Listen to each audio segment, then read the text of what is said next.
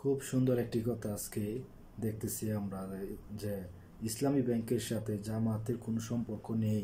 এই কথাটি বলতেছেন জামাতের একজন শীর্ষ নেতা, নাম হচ্ছে তার গোলাম পড়ুয়া।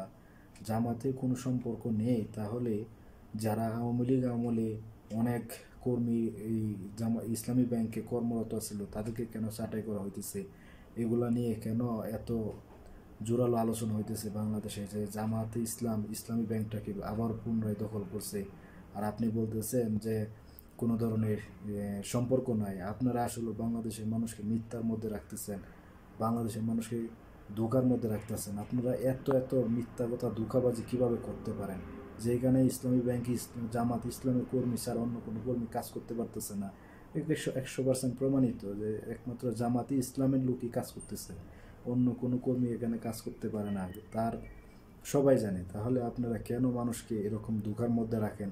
যত কিছুই করেন, ইসলামী ব্যাংক দিয়ে কোনো ধরনের নির্বাচনে ফুলিং এজেন্ট দেওয়া হবে না। নির্বাচনের সময় ইসলামী ব্যাংকের কোনো কর্মকর্তাকে নিয়োগ না দেওয়ার জন্য যে বিএনপি যে কথাটি বলছেন, হয়তো তারা বুঝতে পারছেন যে ইসলামী ব্যাংকের কোনো দায়িত্ব দিবেন ইসলামী ব্যাংকের কোনো কর্মকর্তাকে।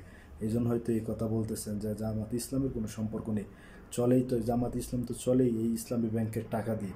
এই ইসলামী ব্যাংকের টাকা না দিলে এই জামাত ইসলাম চলতে পারতো না। এই জামাত ইসলামের একমাত্র আয়ের উৎস হচ্ছে ইসলামী ব্যাংক, সবচেয়ে বড় আয়ের উৎস। তারপর আরও অনেক আছে, কিন্তু সেগুলোতে না যাই। সবচেয়ে বড় আয়ের উৎস এবং হাজার হাজার কর্মী আছে এই জামাত ইসলামের, এই ইসলামী ব্যাংকে। আপনারা মানুষকে ধোঁকার মধ্যে রাখবেন না। আপনারা ইসলামের নাম দিয়ে যে অপরাজনীতি করতেছেন, বাংলাদেশের মানুষের সাথে যে ধোঁকাবাজি করতেছেন, বাংলাদেশের মানুষ তা একেবারে কল্পনা করে একের সুচিন্তিতভাবে আপনাদের ধোঁকাবাজি ধরে ফেলছে। সারা বাংলাদেশের মানুষ ঐক্যবদ্ধভাবে জামাত শিবিরকে বয়কট করবে, জামাত শিবিরকে বয়কট করবে। কারণ তারা যেই সব অপরাজনীতি চলতেছে, অপরাজনীতি করতেছে, এই অপরাজনীতির খেসারত তার সামনে নির্বাচন অবশ্যই দিতে হবে। কারণ বাংলাদেশের মানুষ এখন খুব ভালোভাবে বুঝে সুচ্চার, এবং বাংলাদেশের মানুষকে এখন আর আগের মতো ভুলভাল তথ্য দিয়ে কোনো ধরনের ফান্দে ফেলা যাবে না। কারণ বাংলাদেশের মানুষ এখন সুচ্চার হয়ে গেছে, বাংলাদেশের মানুষ এখন সব বুঝে।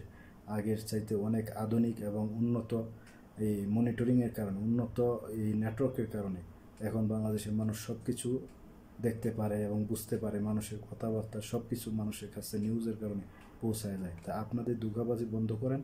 জামাত ইসলামে যে ধোঁকাবাজি, সেই ধোঁকাবাজি বাংলাদেশের প্রত্যেকটা নাগরিক বুঝে গেছে যে তারা কোন ধরনের ইসলাম কায়েম করতে চায়, এবং তারা যে ইসলামিক নাম ব্যবহার করে ইসলামের বিরুদ্ধে কাজ করতেছে তা বাংলাদেশের মানুষ হারে হারে টের পাইতেছে।